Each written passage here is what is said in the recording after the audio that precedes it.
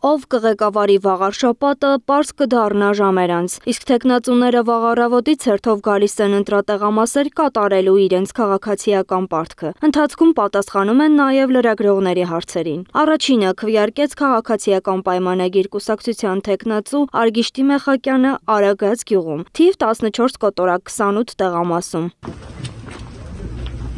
Ամեն դեպքում հավատում եք ձեր հաղթանակին, կհաղթի այստեղ։ Քվեարկությունից հետո լրագրողների հետ զրույցում թեկնածուն նշեց, որ իրենք ամբողջ ընթացքում հանուն մեկ բանի են պայքարել՝ ստանալ վաղարշաբաթցիների բացարձակ վստահությունը։ Ի պատասխան այն հարցին, թե ինչու Փաշինյանը ներկա չի եղել ամփոփիչ հանրահավաքին, Արգիշտի Մեխակյանն ասաց, որ պարզապես իրենց օրակարգում չի եղել Փաշինյանի ներկա գտնվելը, իսկ եթե չհաղթի, ինչ պատասխան է տալու Փաշինյանին, պարզաբանեց։ Մենք կայացած քաղաքական ուժ ենք եւ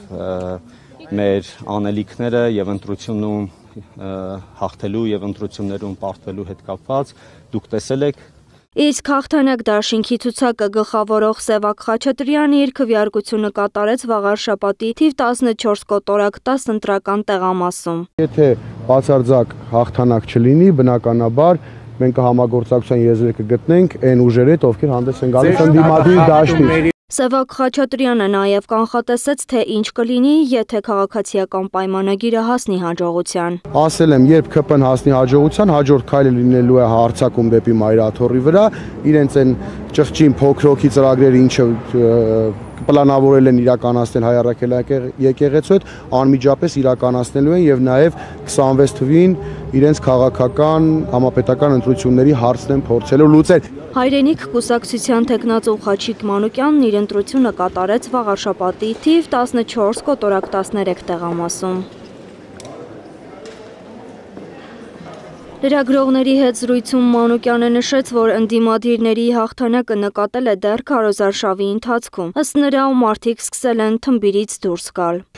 Կարծում եմ, եթե մասնակցությունը բարձր լինի, այո, ընդդիմությունը հաղթանակ կտոնի։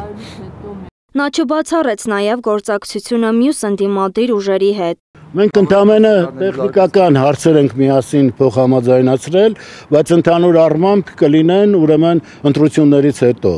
կոնսուլտացիաները եւ կարծում եմ ամեն ինչ խաղաղ ճիշտ ընթանա։ Զուգահեռ Մայր Հայաստանի ավականու ցուցակը գլխավորող Գրիշա Հարությունյանն իր քաղաքացիական պարտքը կատարեց Դողս գյուղի թիվ 14 կոտորակ 34 ընտրատեղամասում։ Լրագրողների հետ զրույցում նշեց, որ բացառում է քաղաքացիական պայմանագրի եւ նրան սատարող ուժերի հետ գործակցությունը, իսկ մնացածը ժամանակը ցույց կտա։ Մենք հայտարարել ենք, որ ընդդիմադիր դաշտի հետ մենք պատրաստ ենք բանակցությունների, իսկ մեր այս պահի դրությամբ մեր առաջնային խնդիրը մենք մեզանով իշխանություն վերցնելն է։ Դե իսկ Հանրապետություն կուսակցության ցուցակը գլխավորող Հարություն Մկրտչյանը թիվ 14 կոտորակ 7 ընտրատեղամասում քվեարկեց։ Լրագրողների հետ զրույցում նա նշեց, որ գնում է 50+1% քվե արձանագրելու։ Արդից օգտվելով ոչ ամանում վաղաշաբաթ խոշորացված համայնքի բոլոր բնակիչները անպայման մասնակցել ընտրությունների, որովհետև քեռակնոջ խնդրանքով ընտրության գնացողը արդեն իսկ գնացել է ընտրության, հորողպորտող խնդրանքով ընտրության գնացողը խոստացել է, որ ժամը 3-ից հետո կգնա ընտրության, բաժանաղի խնդրանքով ընտրության գնացողը գնացել է ընտրության։ Ժառանգություն կուսակցության թեկնածու Արկադի Փայտյանը թիվ 14 կոտորակ 20 ընտրատեղամասում էր։ Թեկնածուն ասաց, որ ընտրությանը մասնակցում է բացարձակ հաղթանակի ակնկալիքով, բայց պատրաստ են գործակցել ընդդիմադիր ուժերի հետ, որպեսզի թույլ չտան քաղաքացիական պայմանագրին վաղարշաբաթում իշխանության գալ։ Կուսակցությունը դեռ չի հանդիպել մյուս 7 ուժերի հետ, սակայն ամեն ինչ առջևում է։ Դեռ կհանդիպենք հուսանք, բոլորս էլ մարդ ենք եւ վաղը չէ մյուսօրը բոլորս մեկս մյուսին ճակատ առճակատ հանդիպելու ենք, բարևելու ենք, այս ընտրությունները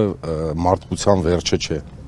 Իսկ Ազատ դեմոկրատներ կուսակցության ընտրական ցուցակը գլխավորող Վահրամ Ազատյանը թիվ 14 կոտորակ 12 ընտրատեղամասում կատարեց իր քվեարկությունը։ Տեխնացուն կարծում է, որ ընտրության մասնակիցների թիվը մեծ կլինի, քանի որ յուրաքանչյուր ուժ հետևորդների հոծ բանակ ունի, իսկ իրենց մասնակցությունն այսպես հիմնավորեց. Որպեսզի հաղթանակենք եւ վերջապես մեր քաղաքը դարձնենք այն քաղաքը, այն համայնքը, որ վայել է մեր սրբավայրին, մեր